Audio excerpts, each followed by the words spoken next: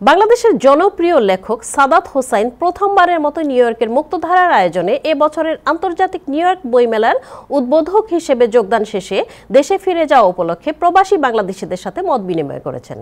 মুক্তধারা ফাউন্ডেশনের পক্ষ থেকে বুধবার জ্যাকসন হাইটসে সানাই রেস্টুরেন্টে এই সভার আয়োজন করা হয়। এ সময় লেখক সাদাত হোসেন আমেরিকা সফরকালে প্রবাসীদের ভালোবাসার কথা বলতে গিয়ে আবেগ আপ্লুত হয়ে পড়েন এবং তার লেখা বই পৃথিবীর অসংখ্য মানুষ বাংলা ভাষার পাশাপাশি ইংরেজিতেও পড়বে স্বপ্ন দেখেন। বিশিষ্ট সাংবাদিক ও লেখক হাসান ফেরদৌসের সভাপতিত্বে অনুষ্ঠানে সাপ্তাহিক পরিচয় সম্পাদক নাজমুল আহসান, সাপ্তাহিক প্রথম আলো সম্পাদক ইব্রাহিম চৌধুরী খোকন, বিশিষ্ট ব্যবসায়ী গোলাম ফারুক ভুইয়া, লেখক রানু ফেরদৌস, মূলধারার রাজনীতিক মেরি জোবায়দা ও মুক্তধারা ফাউন্ডেশনের কর্ণধার বিশ্বজিৎ সাহা সহ আরও অনেকেই উপস্থিত ছিলেন।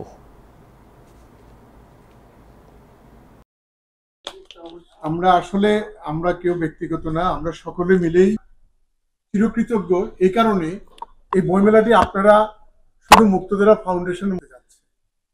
35 বছর চারটিখানি কথা না, এই 35 বছরে আমরা আপনাদের সকলের কাছে আমরা প্রত্যেকে একটি পরিবার। এখন আমরা সবাই মিলে পারিবারিকভাবে মতো আমার ভালো লাগে ওই সব জিনিসগুলো পড়ে দেখতে, যে ওখানে যেখানে দেখো চাই উড়াইয়া দেখো তাই পাইলো পাইতে পারো অমূল্য রতন।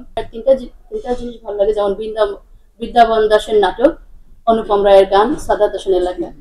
আপনি আরো বিখ্যাত হন, আপনি লেখেন এবং আপনি আমাদের মানুষদের সাথে আরো বেশি মানে রিকানেক্ট হন। আমরা চাই আমাদের প্রজন্মরা মানে কোনো না কোনো বা আলোড়িত হবে এবং একটা পথ বেরোবেই, আমরা সেটা খোঁজ করব। তো আমরা সবার সহযোগিতা নিয়ে আমরা আগামী বছর করব এবং সবার যে আমাদের সাজেশনগুলো আমরা অবশ্যই দেখব। আমার স্বপ্ন হচ্ছে এটা যে আমার লেখা পৃথিবীর অনেক অনেক মানুষ পড়বে, শুধু বাংলা ভাষায় না। এটি আমার জীবনের মনে হয় একমাত্র ঘটনা যেটা আমাকে আনন্দ দিতে পারবে। মানে আমি ইদানিং খুব আনন্দহীনতায় ভুগতেছি, তো আমার কাছে মনে হয় যে আমি কি করলে আনন্দ পাবো। তো আমার মনে হয় যে এটা একটা মাত্র ঘটনা যেটা সম্ভবত আমাকে প্রভূত আনন্দ লাভ করতে পারে, সেটা হচ্ছে গ্লোবাল অডিয়েন্সের কাছে আমার লেখা পৌঁছে যাওয়া।